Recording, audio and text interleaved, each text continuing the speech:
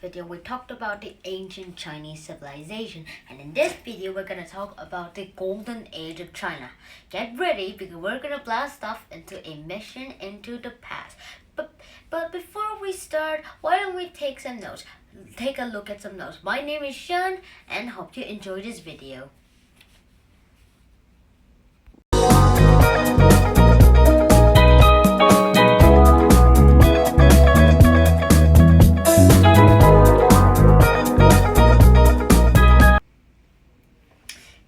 Unit where we're going to talk about the Han Dynasty. If you're just very interested in it, you might like to go into other history channels, Crash Course World History or Extra History. Try subscribing to one of their videos. They make very awesome videos.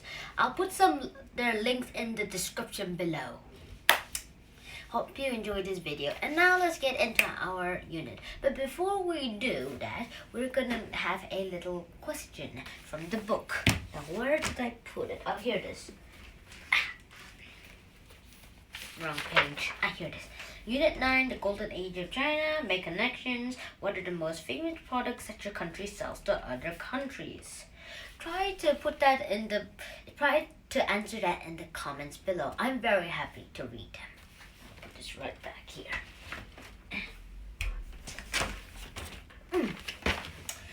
Now, this story started after Qin Shi Huangdi died. You know that little brutal, cruel ruler that we just saw from our last video, where we just saw the little Great Wall of China and the Terracotta Army? Well, he's the guy.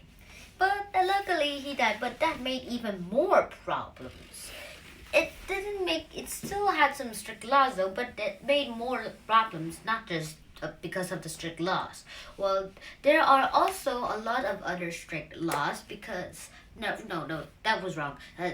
They also had a lot of problems because, well, nobody was the ruler after Qin Shi Huangdi died. Qin Shi Huangdi's son would have been the next emperor, but he was killed. Luckily, he survived the Great Wall of China building. Anyways, this one more thing is that Qin Shi Huangdi, I'm lucky to have been dead, but also this is just a problem that I just really hate. A lot of rebel groups fought each other, so the leader would become the new king. This guy named Liu Bang was a leader of a rebel group, and he destroyed all of the other rebel groups. Even one was the greatest warrior in the whole time. I'll explain that in our extra history. Alright, now back to our place is that the Silk Road is, well, wait, we're not into that yet. Well, anyways, after that, Liu Bang became the next emperor of the Qin Empire, but instead of calling it the Qin Empire, he called it the Han Empire because his family name was Han. Hey, my family name is Han.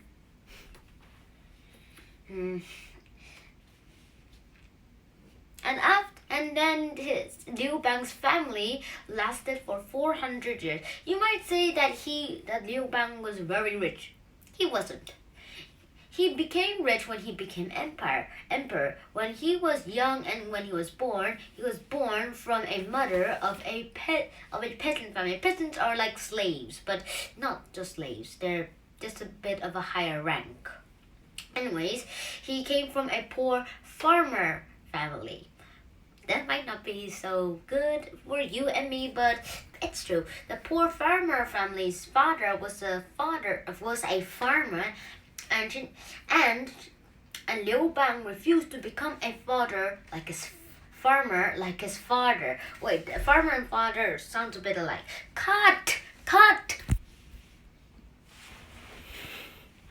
Alright. That was a cut. And now let's get back to our Han Dynasty.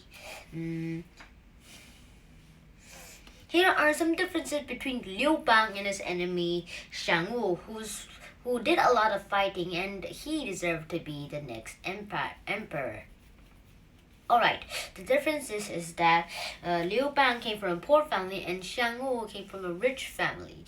Liu Bang has father, which is farmers. Actually, his whole family were farmers, and Xiang Wu's whole family was warrior. They have a big warrior tradition.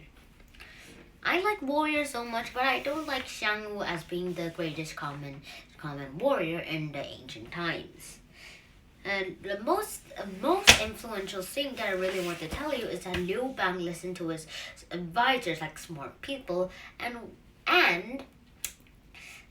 Xiang Wu rarely did that.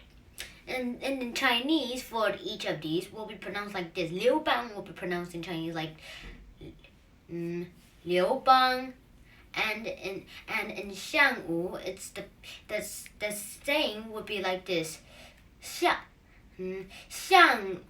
羽, not Wu, but Yu. Well, I think that the Yu was very hard for the English people, so I guess they changed it to Wu. But anyways, the Han Dynasty lasted for 400 years. We're talking about 4 centuries, people. Also, the Emperor Wudi became the next.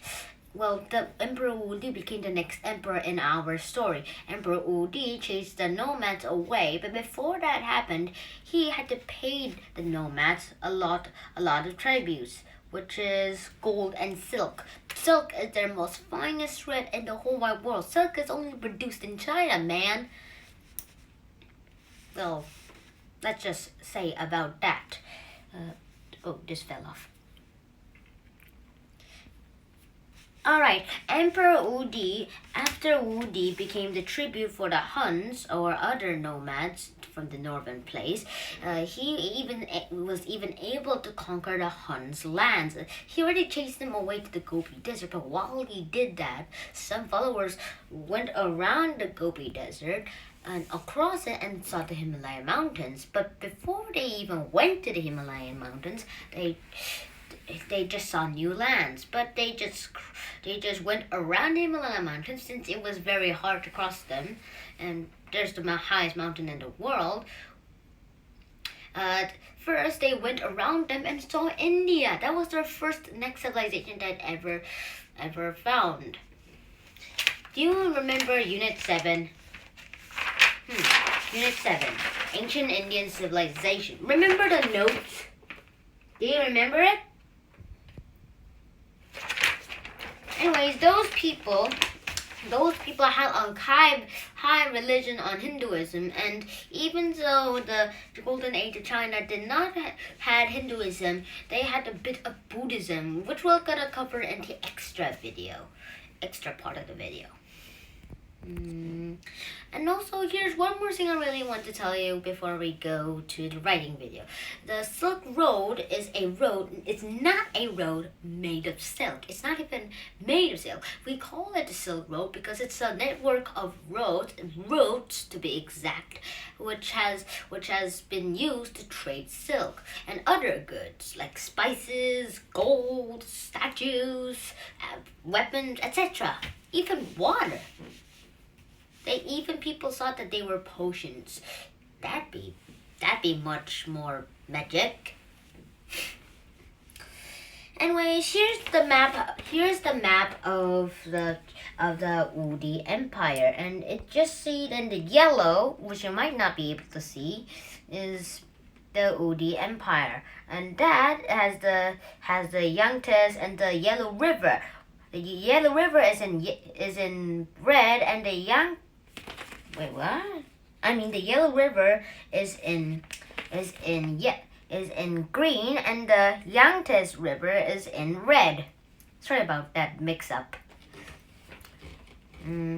Also, some people even use boats to travel along those two rivers, and that's how they came out of the empire. And also that little brown line is used to be the end border of the north of the Qin Empire. That's the Great Wall of China.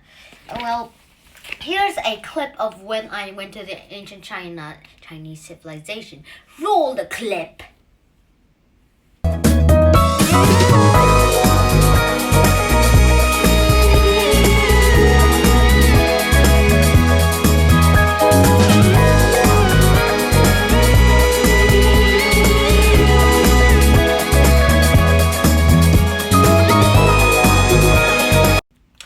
Okay, you saw the clip of the Great Wall of China. Now that is a very good clip of understanding about how I'm gonna explain this right now.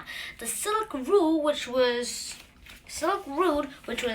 shown in purple, you might have not seen it, also had its borders on the end of the Great Wall of China. The end of the Great Wall of China. Well, that's a very long place to go, but it did, and that's where the trade routes has started. But I'll cover that in the extra video.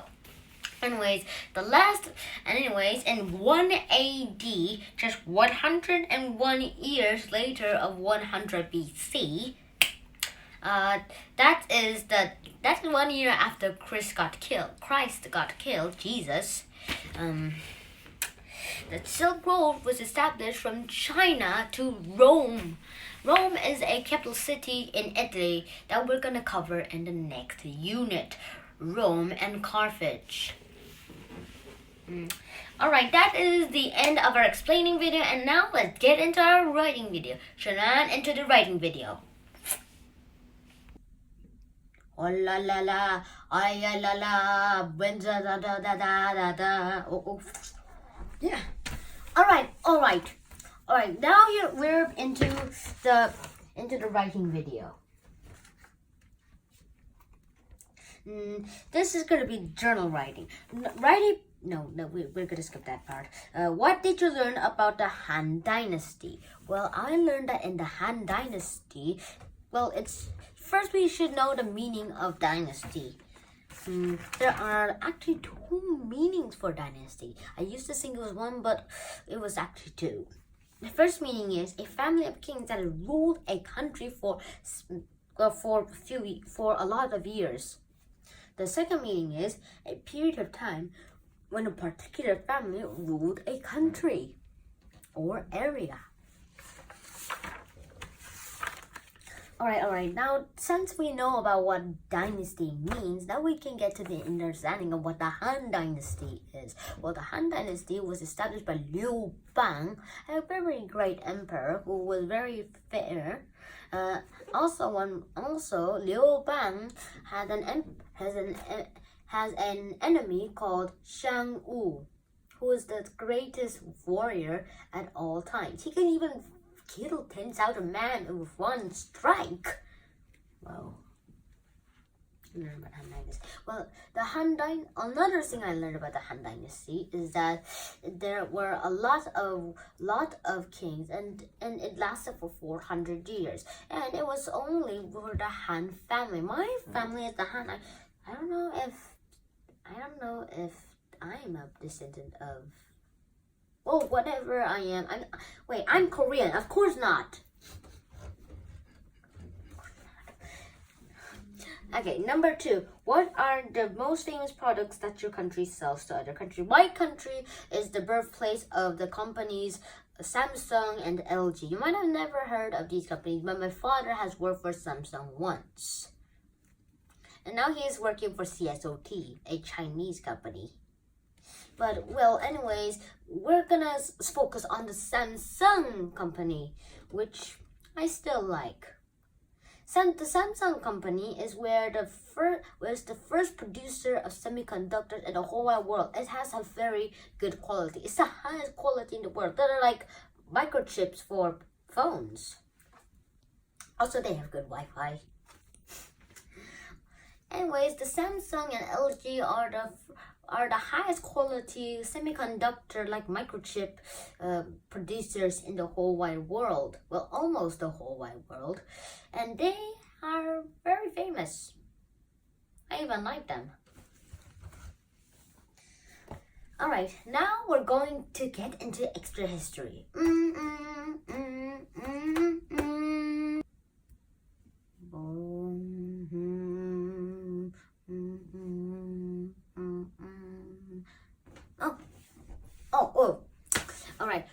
the Extra History. This source is produced by the History Channel, Crash Course History Volume 2 and of Season 2 and the Extra History Channel itself. I'll try to put the links of those channels in the description below. Hope you might enjoy those channels. Okay, now let's start. Now this is a type of history that you might not even expect it to happen this way, but it did. Well, let's get into it. This is the story of Liu Bang, in details.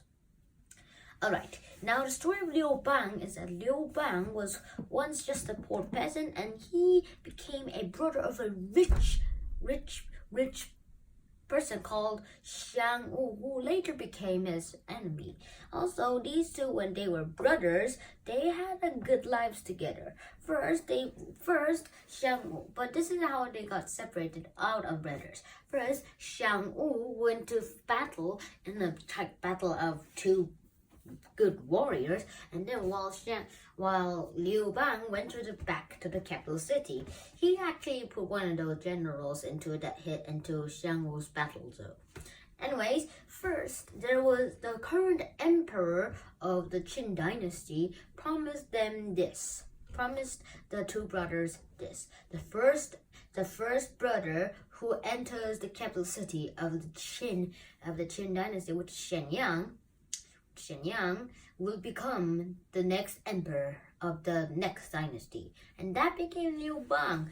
Xiang Wu was very furious because he did most of the battle and winning, so he went to Liu Bang and tried to kill him to become the next emperor. But he never got to kill him, except that Liu Bang got shot by an arrow in the chest, but he managed to survive because of his hard armor. Also, it was torn a bit. Anyways, this is the type of story where we should go back into a bit of the later BC. In the Han Dynasty, Xiang Wu threatened to kill this royal Liu Bang's father, which is a farmer, into soup. Human soup? Sorry, guys. Bad breath, eh? Bad breath? Bad breath!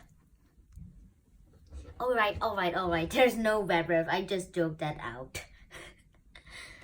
Well, I'm a good joker, but let's get back to our bit of the extra history. Now, this extra history is gonna be a bit weird from this part. And then Liu Bang continued about that Liu Bang story. Liu Bang remembered that they were brothers and said that killing his father would be killing Xiang Wu's father. And that was a bit weird, but it's true. Xiang Wu realized that and just freed the father. That was a very weird thing to do for a king, but he did that. And then after a few years, there was the greatest general of all time who fought war, and another rebel tribe, and Liu Bang himself fought Xiang Wu. Xiang Wu was the greatest fighter of all time, but the greatest general of all time was very different. The greatest general of all time never went into a war that he would not win, and he was confident that he would win this war. They defeated Xiang Wu, and Xiang Wu got his first taste of losing. That's the first time he ever lost, and then he never fought any battles anymore. Xiang Wu was kind of like Alexander the Great. He never lost a war that he ever fought. But this was the first time he ever did. So that was kind of weird for me, but that really did happen. Whoa. And then later the Han dynasty conquered all of the Qin dynasty, and then Liu Bang became the true and fully powerful emperor of the whole Han Dynasty, which used to be the Qin Dynasty. This video was made by me, the script was made by me, the saying is made by me, of course, and the facts came from these two channels that I said earlier. Extra History channel and Crash Course World History. Try visiting their channels and try visiting other Crash Course channels like Crash Course Philosophy, Crash Course Science, Crash Course Economics, and a lot of others you might find in Crash Course. And try going to one of their Twitter pages at crashcourse.com, and Extra History might even be even better, but I never saw their Twitter page. Anyways, this is one of my videos this is just the 9th video of the 40 series videos, and we're almost at the end of season 1 of Hands-on History. We might be able to see you in season 2 soon. And also I'm thinking of making a website with Wix.com. And if you are already made a website with Wix.com, please tell me. Or if you didn't, just go to the Wix.com and make your own website. I hope you would enjoy the Wix.com, and as they say in John Green's town, don't forget to be awesome. Bye bye.